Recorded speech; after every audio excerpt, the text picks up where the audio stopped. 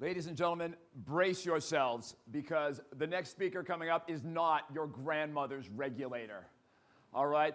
We have somebody who's coming up here right now. He was the commissioner of the American Commodity Futures Trading Commission for 8 years, where he worked tirelessly to protect investors into the U.S. market from those who would do them harm. Even after he left that position, he wrote the book, Punzimonium, How Scam Artists Are Ripping Off America. He's a regular on CNBC, on Bloomberg, often called in for his expertise because people want to hear what he has to say, and they want to hear how he says it. So prepare yourselves for Commissioner Bart Chilton.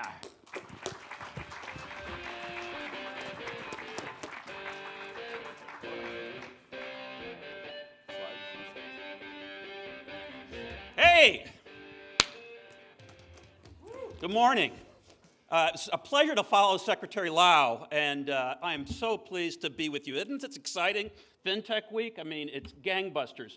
I also want to thank Invest Hong Kong and Stephen Phillips and Charles Ung and Charles Dawsey. And real quickly, before I get started, I asked Juan Lee, the NexChange founder, I said, you know, should I thank you? And he said, please don't. Juan, come up here real quick, please.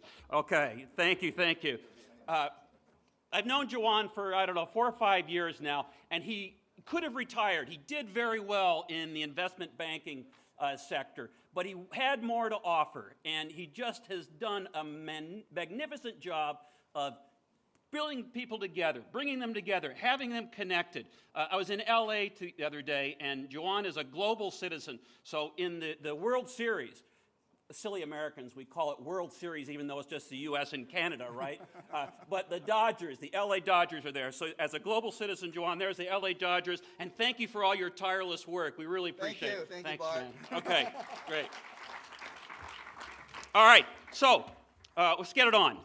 I couldn't tell you how neat things are just all over the world. I'm particularly impressed with what's going on in Hong Kong. And particularly impressed, Secretary Lau, at the ability for regulators and government to embrace this stuff. It's so different.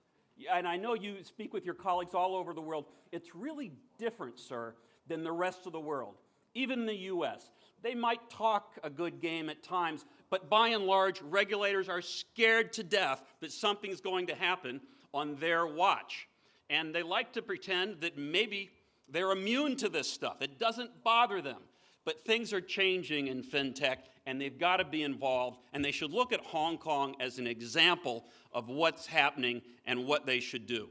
So for those of you who either use your phone, I won't be offended now, or have a piece of paper, I want you to write just one thing down, okay, or you can remember it. It's myname.com, BARTCHILTON.com. And I'll tell you what we're going to do with that in a little bit. That's my personal website. I promise I won't ask you to invest in an ICO. I don't have a grandmother that needs an operation. And I won't ask you to contribute to the Defeat Donald Trump campaign. He's doing very well by himself in that regard. So bottom line is, at the end of this, I'm going to tell you what to do with BartChilton.com. And I promise it's a good thing, not asking for any money. So we're talking about the future today, but you got to just take a quick look, really quick, in your rearview mirrors. And so we're just going to do that very quickly, just 2-3 minutes. Just the other day, last Thursday, it was the 30th anniversary of, it was Black Tuesday here, right? But Black Monday in the States, where the markets crashed. And things have changed a lot. You know, I was talking, where's Helmut? I was talking with Helmut, there he is, talking with Helmut the other day, he's going to be one of the panels, who had an algo back in 1987. It was just beginning. There weren't a lot of algos. And back then, investing was so different, a heck of a lot different. Think about it from just the individual perspective. I was lucky enough to get just a few shares of Microsoft back then from my father. And he gave us a message, and maybe this is a similar message that others got at the time. They would say, the fathers might say to their kids, "Sonny boy, girly Sue, let me explain investing to you." As a stockholder, when you get older, you'll recall this chat about stock this and stock that. You'll remember that I said with a grin that these shares of, I don't know, Microsoft or something akin will be worth something then. So we're just going to hold on to these bad boys. And someday, when then arrives, we'll be rich. It'll change our lives. That's how wealth derives. And that's what people did. They bought stocks and they held them. Other than the specialists who were on the floor, you held them and hoped that they were worth more. So much has changed. 30 years, fast forward to the 2000s, look at the new innovative things we've had. I talk a lot about the HFT cheetahs. I call them cheetahs not because they're mean or bad in the animal kingdom, but because they are high-speed traders who are in and out of markets in nanoseconds. And it's not necessarily a bad thing. They're providing all sorts of liquidity, but they create all sorts of new challenges. Challenges not just of speed, but challenges as to what it means to be a market maker in today's environment, in today's economic ecosystem. The other thing that changed a lot, OTC, over-the-counter. Things like credit default swaps. These things that weren't, they were dark markets. There's new dark markets right now. They were dark markets. They were totally unregulated. Nobody was looking at them at all. The Financial Crisis Inquiry Commission, the FCIC, it was set up by the US Congress to take a look at what happened in 2008, why that took place. And they came up with two things, two culprits to the calamity. One, government, regulators, people who were not, like Hong Kong is, looking around the corner, trying to be nimble and quick, ready for what's happening in the future, ready to take it on. These were regulators that didn't want to harsh their mellow. Don't bother us with that stuff. That's thing one. Thing two, the captains of finance who took advantage of no rules being there. And they did all these, really, some of these crazy products. Credit default swaps are a great thing in the day, but they took advantage of them. And they started mixing and slicing and dicing bundles of home mortgages, and the valuation wasn't agreed upon. That was thing two. Light markets, dark markets, big markets, small, red, green, and black markets. They traded them all. There was fire on the phone.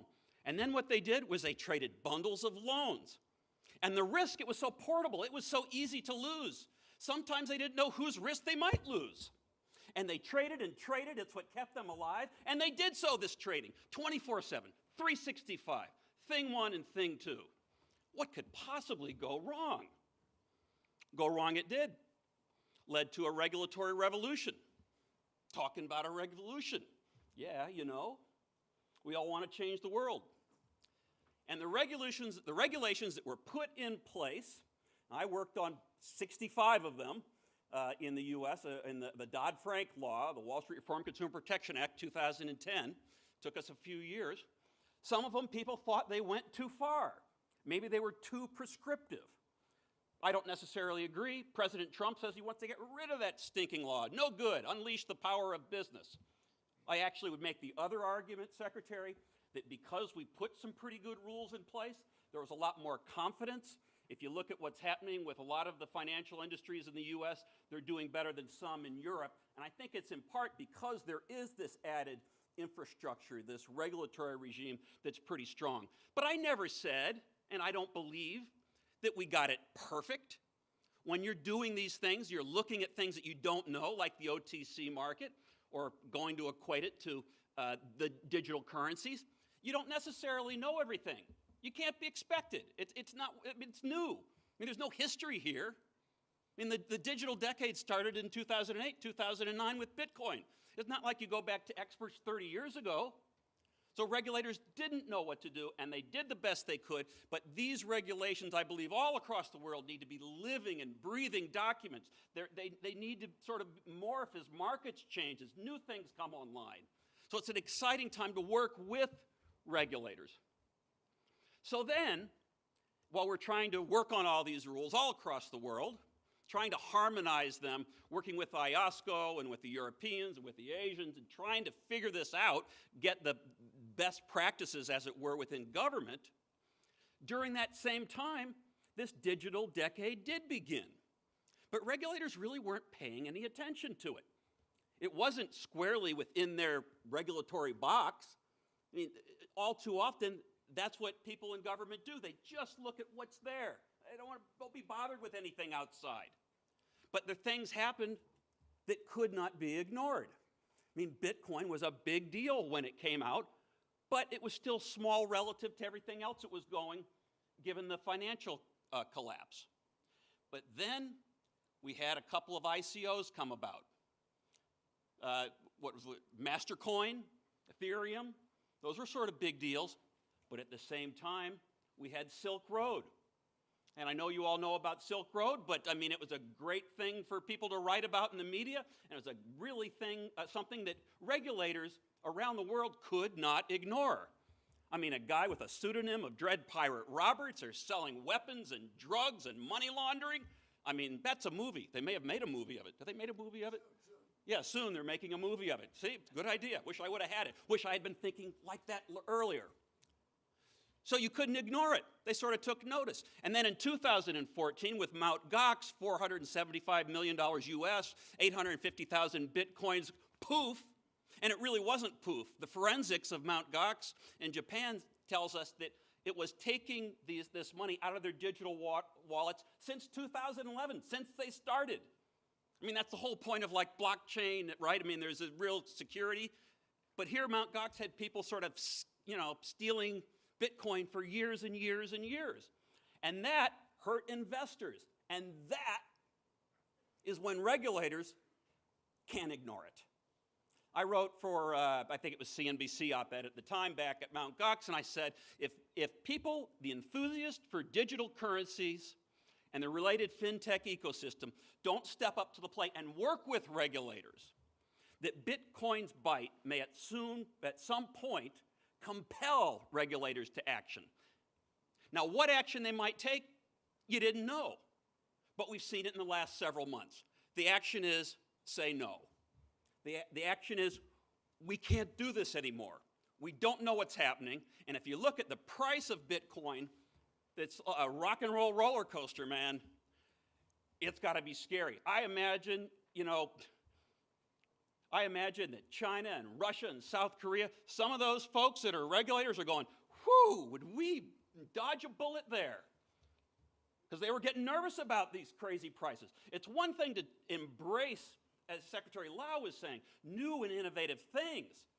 You don't want to be against that. You don't want to say no. But you have to be careful because you don't want the scamsters out there. You don't want, and I'm not saying Bitcoin's a scam, but that volatility, man, it's a little bit scary. The number of ICOs out there, really encouraging, but again, have to be careful. Want to make sure that that things are on the up and up and there's transparency.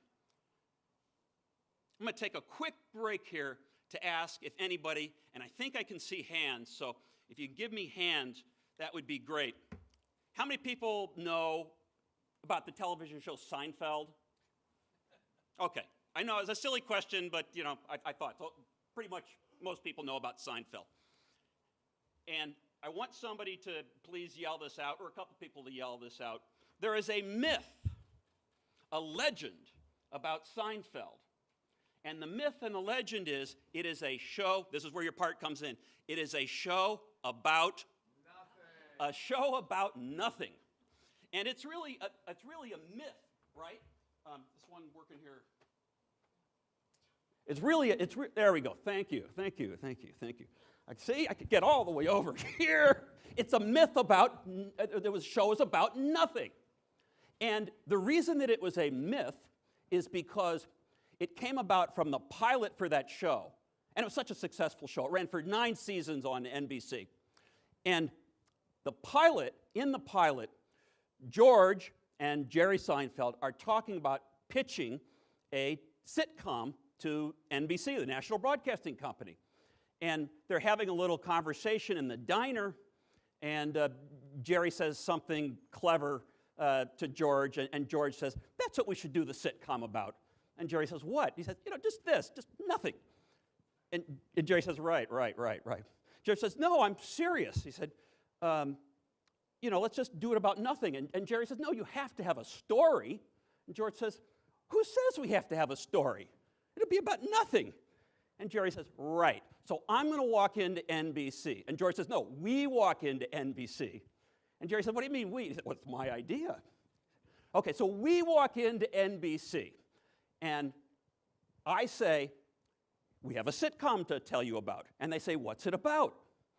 And Jerry says, I say, nothing. And George says, yeah. And Jerry says, I think you may have something there. And that's the myth of Seinfeld. And my point is, for all of you who wondered what the heck I was talking about, whether or not I have a point, yes, I do, and here it is coming at you, is Bitcoin about nothing? Are some digital currency, don't give me those looks, I know, believe me, I'm a supporter, I'm coming around, give me time here. Is it about nothing? Remember that old Dire Straits song? It played when I was coming up, something for nothing. Your kicks for free. I cleaned it up, politically correct. What's that, Andrew? Hawaiian noises, banging on the bongo like a chimpanzee. Oh, that ain't working. That's the way you do it. Your money for your nothing, your kicks for free.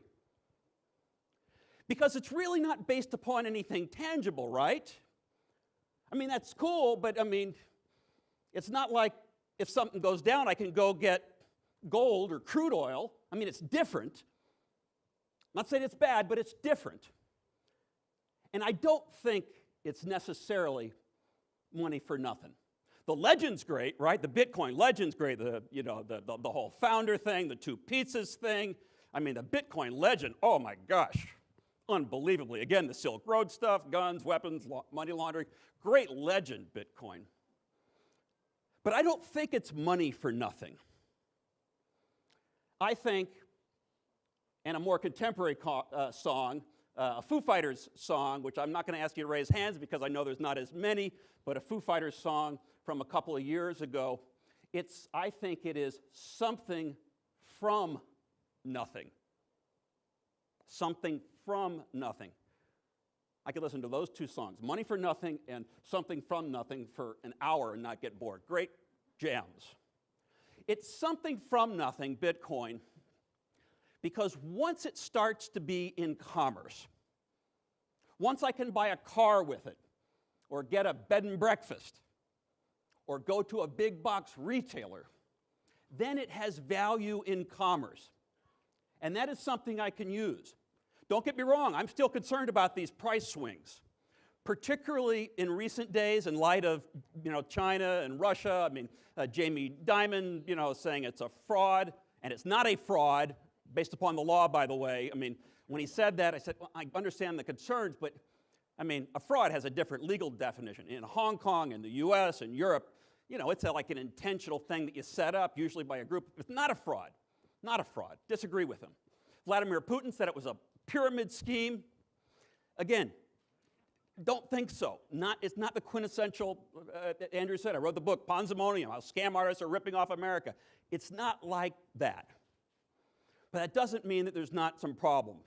Because in light of all those negative comments, President Putin, Jamie Dimon, the actions in China, South Korea, and Russia, nobody in their right mind would think markets would go up. And they didn't initially. But they went down, 800, even up, I think, to 1,000. Then they went back up. What are they, 5,700 for a Bitcoin now? That's not stability that I would be comfortable with as a regulator, Mr. Secretary. My old agency in the U.S., they investigated some manipulation with regard to Ethereum. And I would not be surprised if regulators aren't looking at what's happening with that recent price machinations. Again, don't get me wrong. I think digital is fantastic. I think it's going to do great things. But we got to figure some of this out before we stifle the whole fintech ecosystem.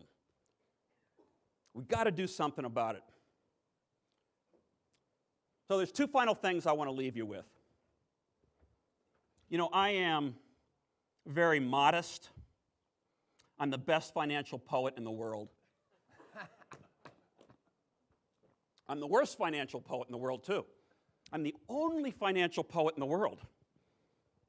Lesson, be the only one, you can be the best and worst. China Russian, Saint-Tropez, Putin Diamond have had their say. Money seeks a place to play. So many ways to go today. What's to gain from blockchain? What values might we soon attain? Will they replicate over and over again? Is it all growth, or might there be a little bit of pain? Will it revolutionize payment systems?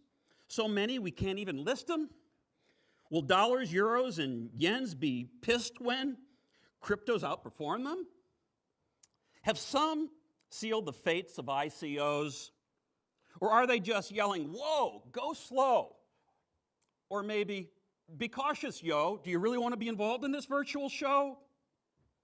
It's one with potential for very big dough, but there are a few things we regulators would like to know. Maybe get a share of the currency flow. There must be something that you owe, ICO. Regulators, none here, Mr. Secretary. Regulators sometimes sound like fools, but they can make markets cruel. They have that power. So just how should they fashion rules? What are the appropriate oversight tools? Do they just say no and draw the line, or do they tax the volume and close the mines? How much should bad actors be fined? Or should they actually do some hard jail time?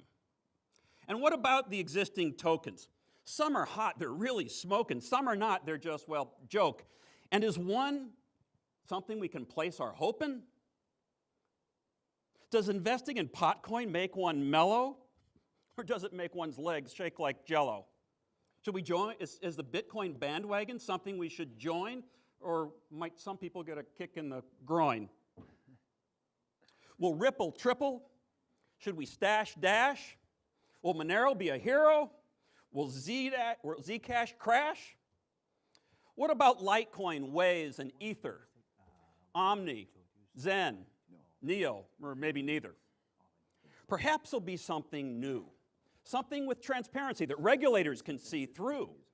You know, something tied to the tangible, that would be true, ensuring that folks don't get the screw. Could it be based upon something real, something we can touch and feel? That would have, to me, a regulator's ideal. Moderate risk with great appeal. It can't be something too obtuse, something subject to abuse or misuse, something very widely honored, something used in everyday commerce. That would have a heck of a lot of promise. So before big vendors bolt, take flight, is there a digital currency white knight? Is it out there now, or is it just out of sight? Many questions loom. Who will get it right? There. Now, one final thing. I gave you my web page, and the emails, you can email me there too. But it's bartchilton@bartchilton.com. But if you go to bartchilton.com, you can email me. What I've seen is, and I've been talking about this for so long, that people need to embrace regulation. And I'm not saying full-throated regulation that thwarts business, but there are some basic things out there that pretty much most people would agree with, I think. Know your customer, anti-money laundering. We can debate, capital requirements. They certainly shouldn't be as high as banks. Position limits. Is there a certain amount of position? Should exchanges have circuit breakers? I mean, there's all sorts of questions out there. But I am tired of saying, I told you so. Done with it. So I'm willing to try and help here. And I know people have done various efforts. There's been a couple in the US, but nobody has come up with any sort of rudimentary regimen that can be used in the digital space. So I'm going to ask you to send me 3 different things. And you get to be bartchilton.com. And I will put something together. Perhaps NexChange, Joanne, will put it up. It'll be something we can comment, just like in government, Mr. Secretary, where you put something out, you'll get a comment. And I'm not saying what we'll do with it. Maybe I'll write an op-ed, maybe I'll go on TV, maybe somebody else will take it and go to IOSCO or go to the World Federation of Exchanges. But we've got to move this forward, and I'm just tired of talking about it. I want to do something. And I understand you all have other jobs. This is not your job, but quite frankly, it's not my job either. But I feel compelled, just like Jawan felt compelled to bring people in the fintech community together, I feel compelled to try to do something. So, I want things to watch out for, red flags of fraud, things that investors should watch out for in the digital space. Things that regulators should do or require. KYC, AML, whatever it is. Just give me one or two. Things to look out for, things regulators should do, and the third thing, and this is the one that probably the only one to get some of you excited, why is it important to be doing things in the digital economy? What is important? What are we doing? This is sort of the visionary stuff. Send me those things. We'll get it up. I'll put it together. I'll make sure it's not redundant. I will personally send it to everybody who's sent it to me, the document that I've collated, and we'll try to move the ball forward. And if we do, we can help define not only the marketplace, but our future. It won't be good just for individual investors. It won't be good just for individual ICOs. It won't be good just for, Hong Kong or for the States or for the EU. I really believe this. It will be good for the world. We have to define our future. These are the hands that we've been given. This is the world we live in. Let's get it on. Thank you. Music. Hey, Bart, way to rock it out again. Thank you.